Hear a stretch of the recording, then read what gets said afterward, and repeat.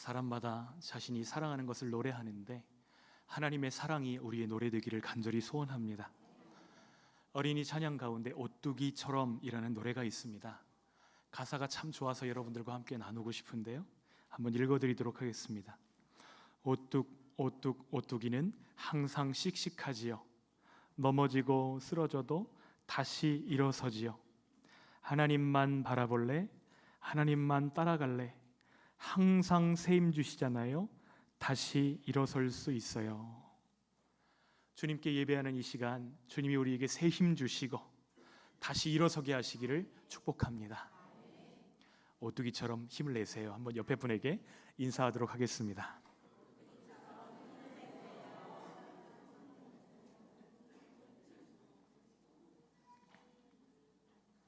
하나님은 지금도 역사하고 계십니다.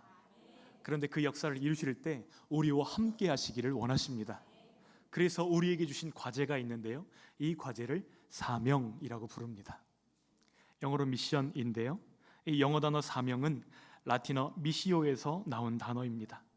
미시오는 보내다, 파견하다 이런 의미를 가지고 있는데요, 그런 의미에서 우리 크리스천들은 예수님을 대신해서 이 땅에 파견된 사람들입니다. 이것은 제가 하는 이야기가 아니에요. 우리 예수님이 말씀하십니다. 요한복음 20장 21절 말씀 같이 읽겠습니다. 아버지께서 나를 보내신 것 같이 나도 너희를 보내노라. 저는 이 말씀을 볼 때마다 부송동이 생각이 납니다. 아버지께서 보내신 동네. 여러분, 교회 오실 때마다 이것을 기억하셨으면 좋겠어요. 아버지께서 나를 보내셨다. 예수님의 사명이 이제 우리의 사명입니다.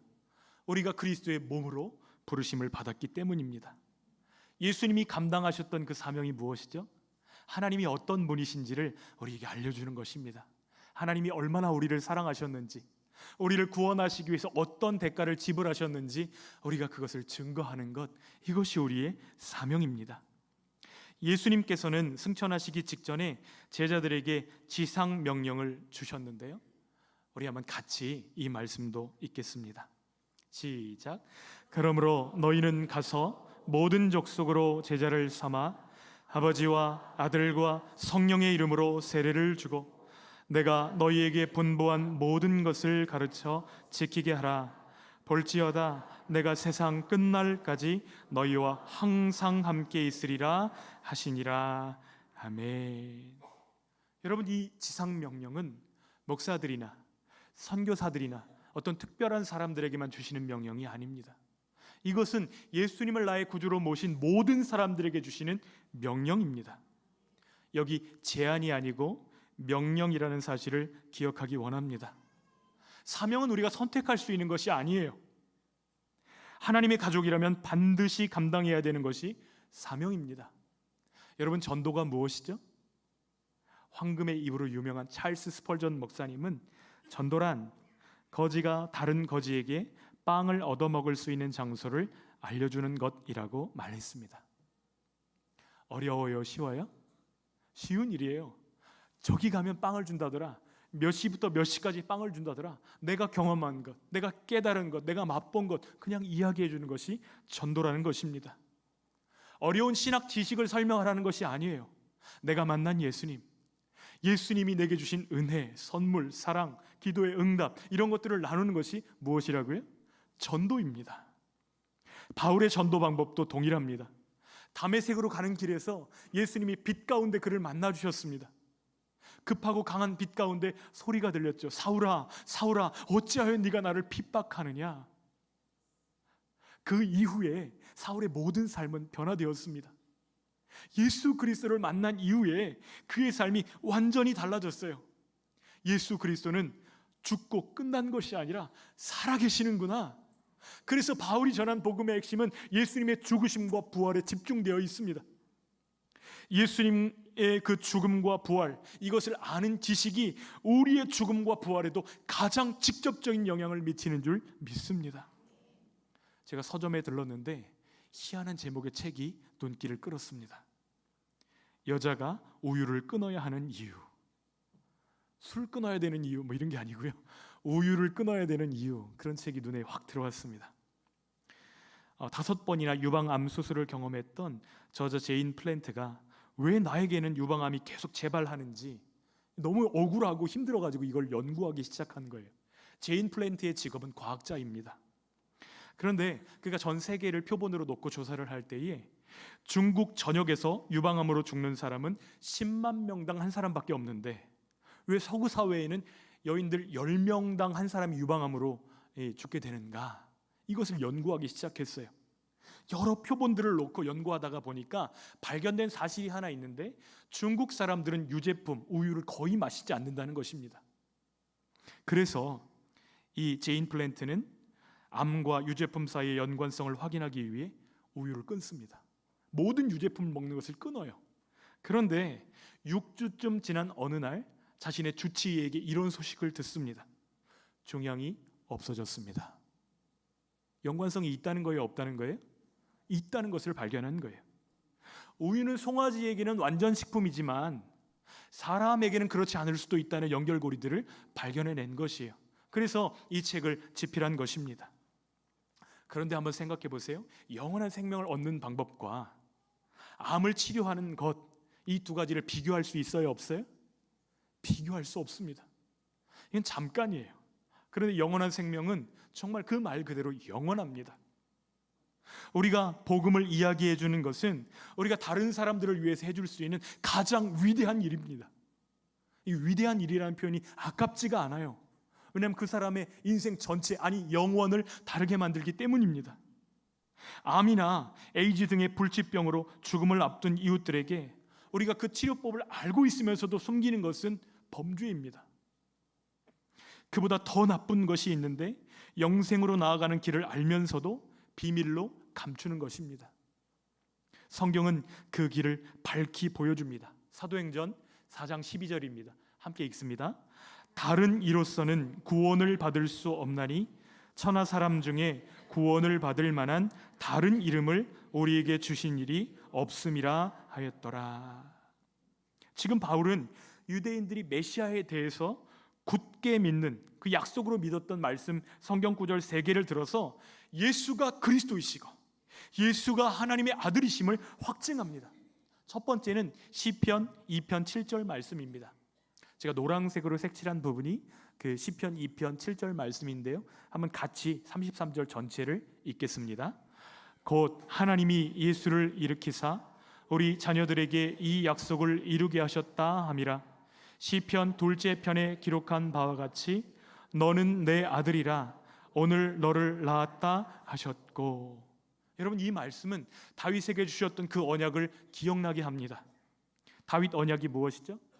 너에게 준 그 왕위가 영원하리라 말씀하셨어요. 이 말씀은 다윗의 후손들이 대를 잇고 또 대를 이어서 그 왕자 권자를 잡은 사람이 끊어지지 않는다, 이런 뜻이 아닙니다. 어떤 뜻이냐면 하나님께서 너는 내 아들이라 말씀하신 그가 다윗의 후손으로 오게 하실 텐데 그 왕위가 영원할 것이다, 이런 의미라는 거예요. 유대인들의 질문은 이것입니다. 예수 그리스도가 다윗의 혈통으로 오신 것은 알겠는데 예수가 어떻게 하나님의 그 아들인 것을 확신할 수 있는가? 예수가 어떻게 메시아라고 장담할 수 있는가? 이것이 그들 안에 있는 질문인데 바울이 시편 2편 7절 말씀을 들어서 그것을 설명하는 것이에요. 여러분, 어떻게 예수님이 그분이라고 확신할 수 있죠? 바울은 이어서 설명합니다. 예수님의 부활이 그 증거라는 것이에요. 부활을 통해서 예수님이 하늘로부터 오신 바로 그 아들이심을 보이셨다는 것입니다. 두 번째 말씀은 이사야 55장 3절 말씀입니다. 34절 말씀 같이 읽겠습니다. 또 하나님께서 죽은 자 가운데서 그를 일으키사 다시 썩음을 당하지 않게 하실 것을 가르쳐 이르시되 내가 다윗의 거룩하고 미쁜 은사를 너희에게 주리라 하셨으며. 여기 내가 다윗의 거룩하고 미쁜 은사를 너희에게 주리라, 이 말씀은 선지자 나단을 통해서 다윗에게 주신 약속입니다. 그런데 이 말씀을 이사야 선지자를 통해서 한 번 더 반복하신 거예요. 바울은 하나님이 다윗에게 약속하신 그 복들이 예수 그리스도 안에서 주어진다는 사실을 설명하고 있습니다. 예수님의 왕권이 영원하듯이 예수님이 베푸시는 그 복들도 영원하다고 말씀하는 거예요. 썩지 않는 복입니다. 이어서 시편 16편 10절 말씀을 이야기하는데요, 같이 읽습니다. 또 다른 시편에 일렀으되 주의 거룩한 자로 썩음을 당하지 않게 하시리라 하셨느니라. 이 말씀 역시 예수님이 영원하시다는 사실을 더 강조해서 설명하고 있습니다. 바울은 여기 거룩한 자, 누구를 의미할까요? 예수님을 의미하는데요, 예수님의 정체성과 다윗의 정체성을 비교하면서 조금 더 설명을 이어가고 있어요. 다윗은 하나님의 마음에 합한 사람이었습니다. 그런데 그 신실했던 다윗도 어떻게 됐을까요? 죽어요. 죽으면 어떻게 되죠? 썩습니다. 그러면 시편 16편 말씀, 주의 거룩한 자로 썩음을 당하지 않게 하시리라, 이 말씀은 다윗에게 적용할 수 있어요, 없어요? 없는 것이에요. 그래서 썩음을 당하지 않는 거룩한 자, 다윗의 후손으로 오신 예수 그리스도에 대한 약속으로 이 말씀을 받아야 된다는 것을 설명하는 것입니다. 바울은 이 약속의 실체이신 예수님, 그 예수님을 믿는 자, 그 이름을 힘입는 자들에게 죄사함을 주신다고 말씀하고 있어요. 38절 39절입니다. 함께 읽습니다. 그러므로 형제들아, 너희가 알 것은 이 사람을 힘입어 죄사함을 너희에게 전하는 이것이며, 또 모세의 율법으로 너희가 의롭다 하심을 얻지 못하던 모든 일에도 이 사람을 힘입어 믿는 자마다 의롭다 하심을 얻는 이것이라. 여기 반복되는 표현이 있어요. 이 사람, 여러분, 이 사람은 누구를 말하는 것이죠? 예수 그리스도이십니다. 예수님을 믿는 자마다 죄사함을 받고 하나님 앞에 의롭다 하심을 받는데, 하나님 앞에 의롭다 하심을 받은 그 사람만이 약속하신 복을 받아 누리게 된다는 것이에요. 율법을 통해서 누리는 속죄는 1년짜리 인스턴트 속죄입니다. 그러나 예수 그리스도를 나의 구주로 믿는 순간 우리에게 주어지는 속죄는 영원한 것이에요. 바울이 예수님 만나기 전에는 율법을 지킴으로 의롭다함을 받는다, 이렇게 믿었습니다. 그런데 예수님을 알고 나니까 죄사함과 의로움은 율법이 주는 것이 아니고 오직 예수님을 믿음으로 받는다는 사실을 깨달은 것이에요. 그래서 이방인이라 할지라도 예수 그리스도를 믿고 죄사함 받고 할례를 받지 않아도 의롭게 될 수 있다, 이 복음을 증거하는 것입니다. 구원은 오직 예수 그리스도이십니다. 여러분, 우리 믿음의 뿌리를 예수님께 든든히 내리시기를 부탁합니다. 교회를 왔다 갔다 하는 것이 우리 믿음 생활의 전부가 아니라 예수님을 나의 구주로 믿고 그분을 알아가는 것, 이것이 신앙생활이라는 것을 아시고 뿌리를 예수님과의 관계에 내리시기를 축복합니다. 그러나 이 복음을 멸시하는 자들은 어떻게 될까요? 이 선지자들을 통해서 주셨던 예언의 말씀을 거부하는 자들, 그들에게 주시는 결과는 무엇일까요? 40절, 41절에 그 말씀이 나옵니다. 함께 읽을까요? 그런즉 너희는 선지자들을 통하여 말씀하신 것이 너희에게 미칠까 삼가라. 일러스되 보라, 멸시하는 사람들아, 너희는 놀라고 멸망하라. 내가 너희 때를 당하여 한 일을 행할 것이니 사람이 너희에게 일러줄지라도 도무지 믿지 못할 일이라 하였느니라 하니라. 아멘. 여러분, 여기 41절 말씀은 하박국 1장 5절 말씀을 인용한 것입니다. 하박국 선지자는 주전 605년부터 597년에 사역했던 선지자입니다. 메시지가 무엇이죠? 회개하라. 회개하지 않으면 바벨론이 들어와서 너희들을 멸망시킬 것이다. 이 멸망시킨다는 이야기 듣고 싶었을까요? 듣기 싫었을까요? 듣기 싫었어요. 우리는 하나님의 선민들인데 멸망당한다고 귀를 틀어막고 거절했습니다. 그 결과 남유다는 주전 597년에 바벨론의 포로로 끌려가게 됩니다. 이 유다의 역사를 들어서 하나님의 말씀을 듣고 순종하면 구원받지만 멸시하고 거절하면 어떻게 된다고요?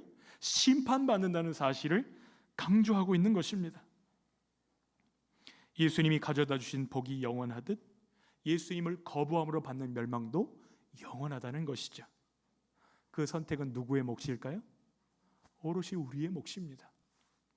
설교를 마친 바울과 바나바가 회당을 빠져나오자 말씀을 들었던 사람들이 다음 안식일에도 딱 한 번만 더 이 말씀 그대로 한 번만 더 들려주십시오. 그리고 나서 사람들을 초대하기 시작하는 거예요.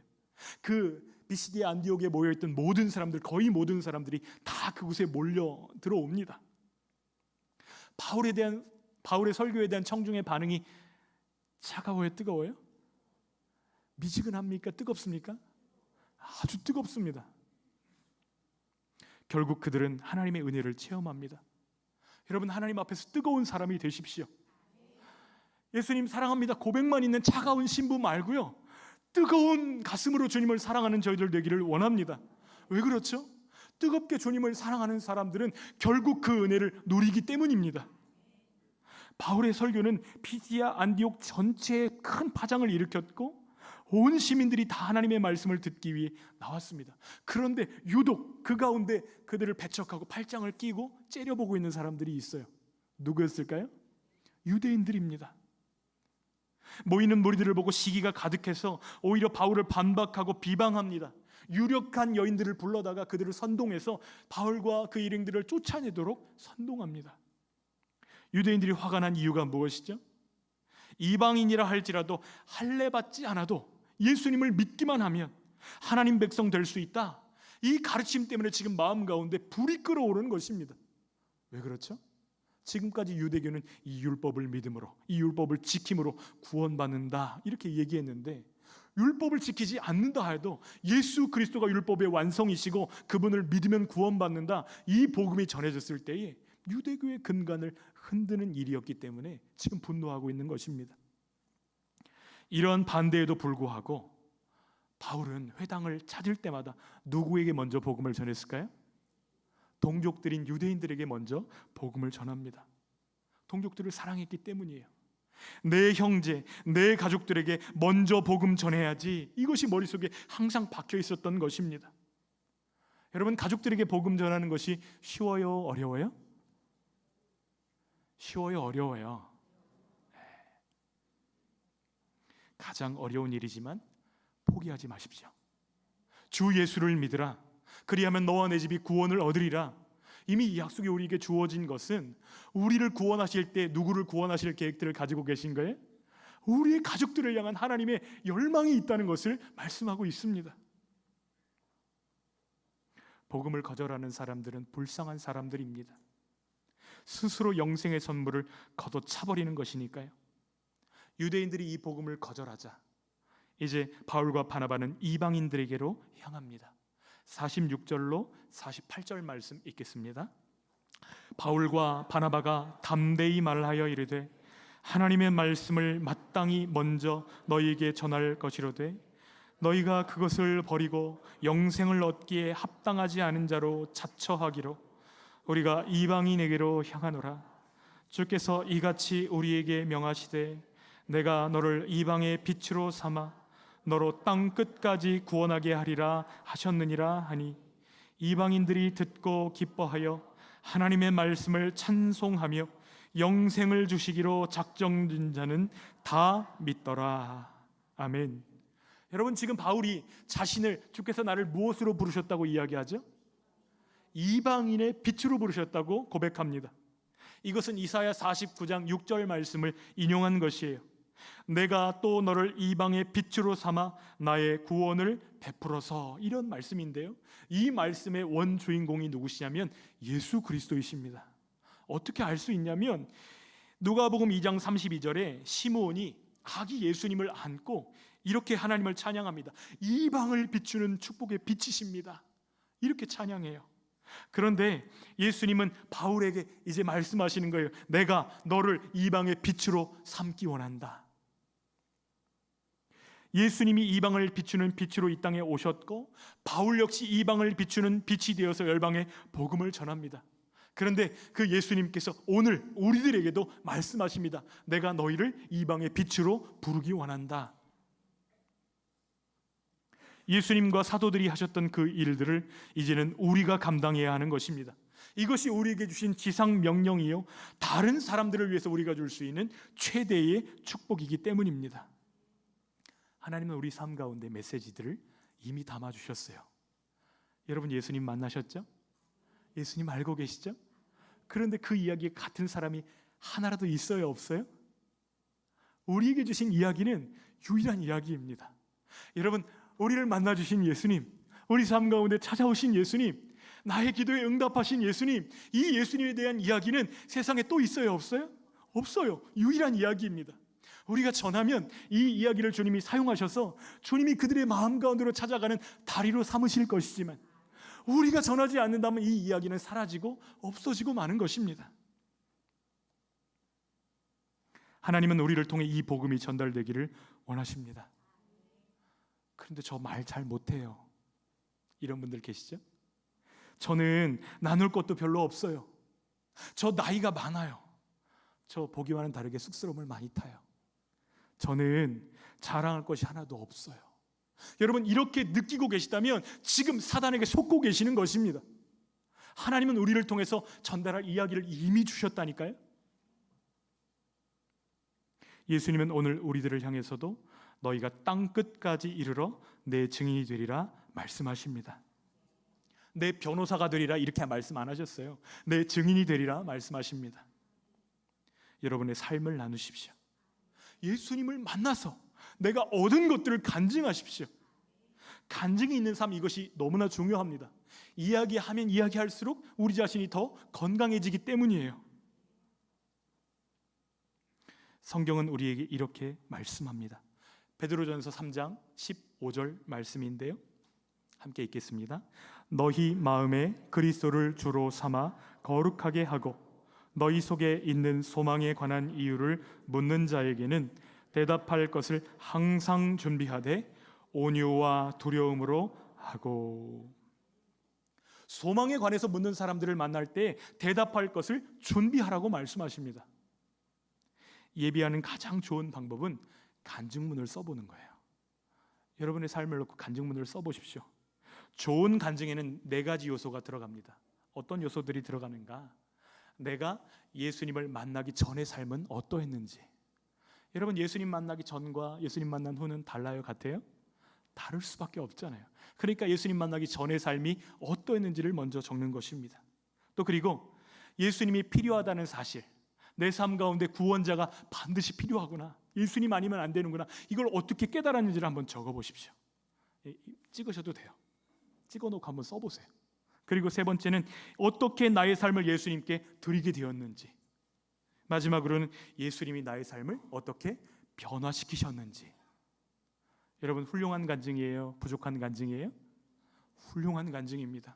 이 4가지 요소만 들어있어도 우리는 우리 삶에 주신 유일한 메시지, 그 메시지를 전달할 수 있어요. 그것을 이야기해 주십시오. 물론 구원받은 이야기 말고도 여러분 여러 가지 이야기를 할 수 있어요.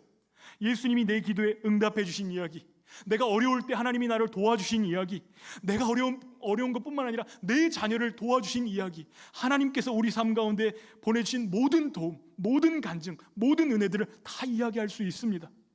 모든 문제도, 모든 어려운 상황도, 모든 위기도 다 간증의 재료가 될 수 있어요, 없어요? 있습니다. 저는 지난 월요일 저의 신학대학원 동기이자 저와 함께 7년 가까이 사역을 같이 하고 이제 광주에 청빙을 받아서 목회를 하고 계시는 목사님 심우하시는 교회를 탐방하게 되었습니다. 이렇게 교회를 둘러보고 서로 이야기하고 하는데 그 목사님이 저희 동생 목사님인데 그 목사님이 저에게 어떤 이야기를 하냐면,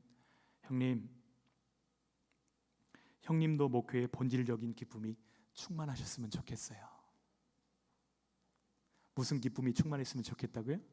본질적인 기쁨이 충만했으면 좋겠어요. 저는 목사로서 우리 성도들을 섬기고 사랑하는 것이 너무나 감사하고 너무나 행복해요. 너무 감사하고 너무 행복해요. 교회를 둘러보는데 교회 벽면에 태신자들의 이름을 이렇게 클립보드로 해가지고 다 붙여놨더라고요. 구역별로 붙여놨습니다. 붙여놨는데 오래 작정한 사람들이라고 한 구역의 명단이 막 이렇게 되는 데가 있어요.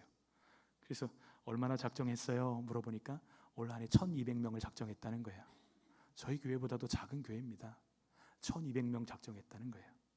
그런데 제가 그 이야기 들으면서 또 한편으로는 얼마나 쥐어짰을까. 근데 그것이 아니었어요. 그 중에 보니까 한 사람이 작정한 사람 명단 수가 180명이 되는 거예요.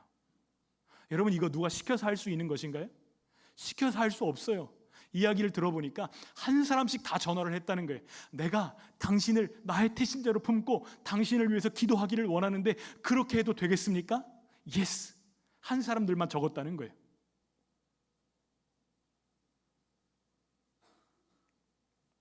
그런저런 이야기들을 나누면서 교회 카페에 내려가서 차를 한 잔 마시는데 권사님들이 차를 주시는데 표정이 너무 행복해요.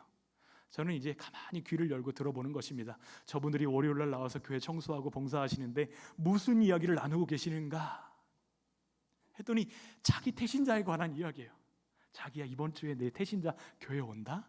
그래? 내가 선물 준비해 줄게. 다른 구역이에요. 그런데 같이 일하는 권사님의 태신자가 온다 그러니까 내가 선물 준비해, 내가 기도해 줄게. 서로 막 격려하면서 기뻐하는데 얼굴이 반짝반짝거리는 거예요. 너무 행복한 모습들을 보게 된 것입니다. 여러분, 우리가 신앙생활이 종교생활 아니라 정말 행복한 주님과의 동행이 되기를 원하신다면 여러분, 전도하셔야 됩니다. 전도해야 우리 영혼이 살아나거든요. 주님과 함께하는 행복자로 살기 원하신다면 복음이 우리에게서 다른 사람들에게로 전달되어야 될 줄 믿습니다. 제가 이 말씀을 드리는 이유는 우리가 이 복음, 우리 안에 있는 이 메시지를 전할 시간이 그렇게 넉넉하지 않다는 거예요. 우리에게 주신 시간이 70이고 강건하면 80입니다. 여러분, 이 시간 동안에 우리가 힘써 복음 전하기를 소원합니다. 주님 앞에 섰을 때 잘하였도다, 착하고 충성된 종아, 칭찬받는 저희들 되시기를 축복합니다. 한 가정에 아기가 태어날 때 그 기쁨이 얼마나 큽니까? 아기가 태어나는 기쁨은 다른 것이 줄 수 있는 기쁨과는 비교할 수도 없습니다. 그런데 우리 삶 가운데서 내 입술을 통해서 복음이 전달되고 그 영혼이 예수님을 영접하고 거듭나게 된다. 이 기쁨은 영원한 기쁨이 되는 줄 믿습니다. 이러한 일들, 복음이 전파되고 사람이 거듭나고 하나님의 나라가 확장되는 일들이 우리 안에 계속 되어지기를 소원하고, 저와 여러분들의 삶 가운데 본질적인 기쁨, 영원한 기쁨으로 충만케 하시기를 축복합니다.